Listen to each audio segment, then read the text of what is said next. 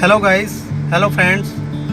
आज हम जा रहे हैं अपने गांव। आज दूज है। किसे बोल रही है? समाधि वाले बाबा जी की हमारे गांव में कुटिया बनी हुई है। समाधि वाले बाबा बोलते हैं उन्हें। उन्होंने जीवित ही मतलब जीवित होते हुए समाधि ले ली थी उन्होंने। तो हम वहाँ बाबा जी के आज धोख लगाने जा रहे हैं, मत्था टेकने जा रहे हैं आस्था से, मतलब बाबा जी के। तो चलते हैं, आपको रास्ते का एंजॉय कराते हैं। बच्चा पार्टी पीछे। हेलो करो बेटे।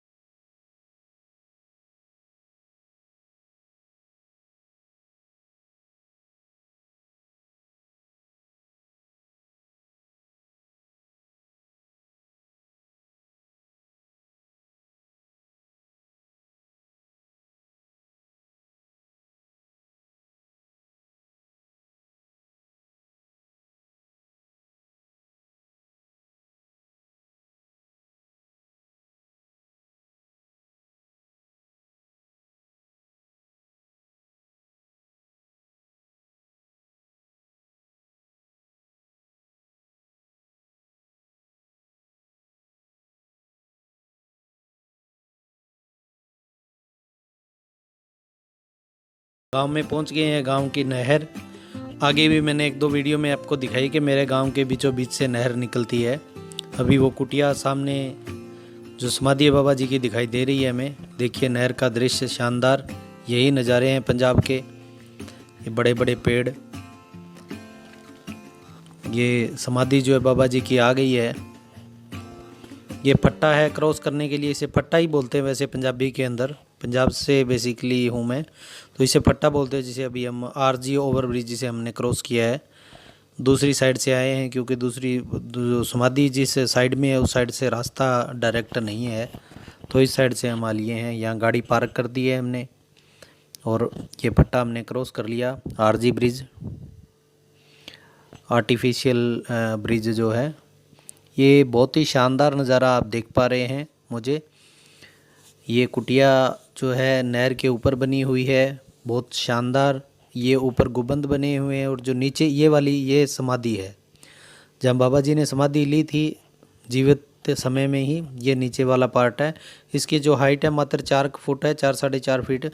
हमें झुक कर यानी कि नीचा होकर समाधि के अंदर प्रवेश करना पड़ता है। ये नहर का दृश्य बिल्कुल पास पास में कुटिया के करीब करीब 2.5-3 फीट की दूरी है नहर से। यहाँ से इस नहर के अगर मैं इतिहास की बात करूँ तो कभी ये नहर के जो पीछे से शायद आप देख पा रहे हैं, ये सीधी आ रही थी कुटिया को चीर के, यानी कि कुटिया की जो समाधि बनी हुई यहाँ से निकलनी थी।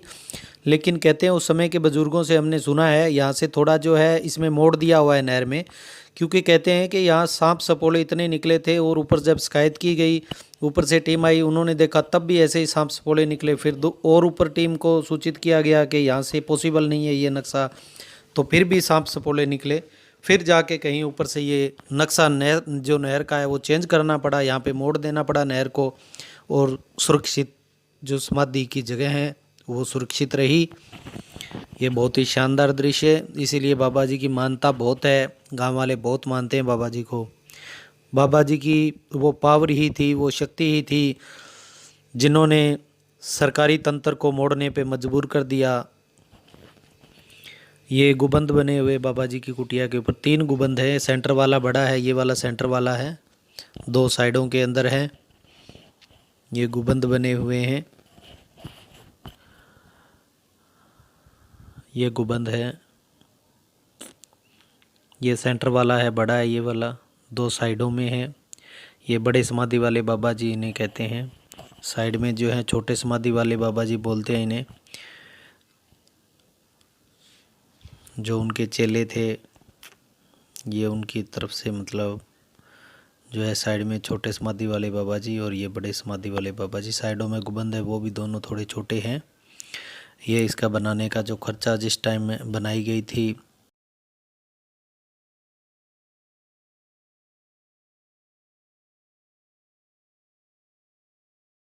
तो बहुत ही शानदार मैट, ये गलीचे जो है नीचे जिसको मैट बोलते हैं हम, गलीचे जो बिछाए हुए हैं, ये अभी प्रवेश कर रहा हूँ मैं इस जो समाधि नीचे जो गुफा जिसको बोलते हैं ये वाली है नीचे। इसकी हाइट जो मात्रा ऊपर छत की नीचे से लेके 4 फीट ही है। ये जो दिखाई, ये बहुत शानदार दीवार की जो यहाँ पे प्लास्टिक वो लगी हुई है सीट। और ये शिव जी के दर्शन कीजिए, भोले शंकर के, त्रिलोकीनाथ जी के।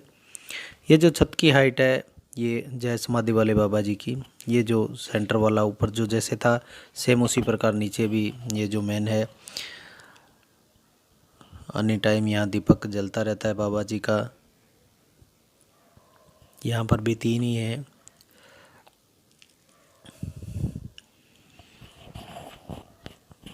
तो बहुत ही शानदार दृश्य आप देख पा रहे हैं। ये हाइट जो है छत की अभी 4 फीट है। अभी मैं झुका हुआ हूँ, सीधा नहीं हो पाता अंदर। ऊंचाई नहीं है छत की, जो हाइट है वो कम है। नहर का नज़ारा आप देखिए, पक्षी चहकते हुए, क्योंकि यहाँ बहुत बड़ा बरगद का पेड़ है, कम से कम 1 एकड़ के अंदर फैला हुआ है। बहुत ही शानदार पेड़ है। तो तरह तरह के पक्षी जानवर यहाँ पीने के लिए अच्छा पानी है, छाँव है अच्छी। तो बहुत सारे पक्षी है जो आनंद लेते हैं। ये my wife and my son, my daughter Shrimati मेरे पत्नी जी, मेरा बेटा और मेरी बेटी गुड़िया वो अंदर है अभी वो शर्मा रही है थोड़ा। तो चलिए बाबा जी से बात करते हैं। तो मैंने समाधि का एक एक पार्ट आपको दिखा दिया है। समाधि की जो आस्था है गांव वालों की वो बहुत ज़्यादा समाधि के प्रति है। जो यहाँ किसी समय धूना हुआ करता था, उस समय जो यहाँ जो बाबा जी सेवा करते थे, वो जो अपने धूने के ऊपर जो है सेवा करते थे, वो उस टाइम भी वो उनकी जो आस्था है उनमें जो शक्ति थी इस प्रकार थी कि गांव वालों का बहुत सारा भला उस टाइम वो किया करते थे। उसी समय उन्होंने अपने जीवित होते हुए समाधि ले ली थी और दूज की, सावन महीने की दूज को उन्होंने समाधि ली थी। इसीलिए हर साल की जो सावन की दूज को यहाँ बहुत भारी मेला लगता है। और जो यहाँ बाबा जी सेवा करते हैं उनसे हम थोड़ी बात करना चाहेंगे बाबा जी से कि वो कहाँ से है और कितने टाइम से यहाँ सेवा कर रहे हैं। 1 मिनट रुके जी।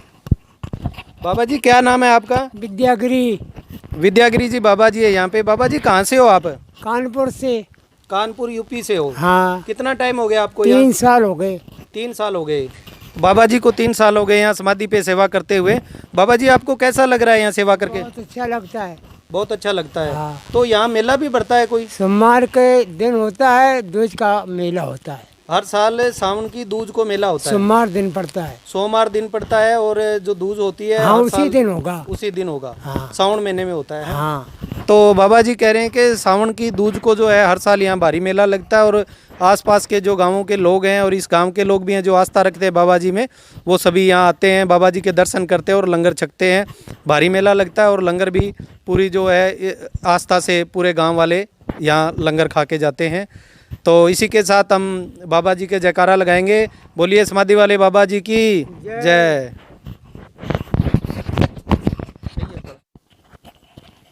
तो अभी रिटर्न नहर का नज़ारा लीजिए आप। ये वो नहरें हैं जो नदियों से निकलती हैं, फिर नहरों, बड़ी नहरें निकलती हैं उनसे, फिर इस तरह की छोटी नहरें निकलती हैं जहाँ से होके यहाँ खेतों तक पानी पहुँचता है। पंजाब के अंदर सिंचाई का ये साधन है और हर गांव में लगभग इसी तरह नहरें बगती हैं। यहाँ पे नदियों का, समुद्रों का जो पानी है, सॉरी नदियों का पानी, समुद्रों का नहीं,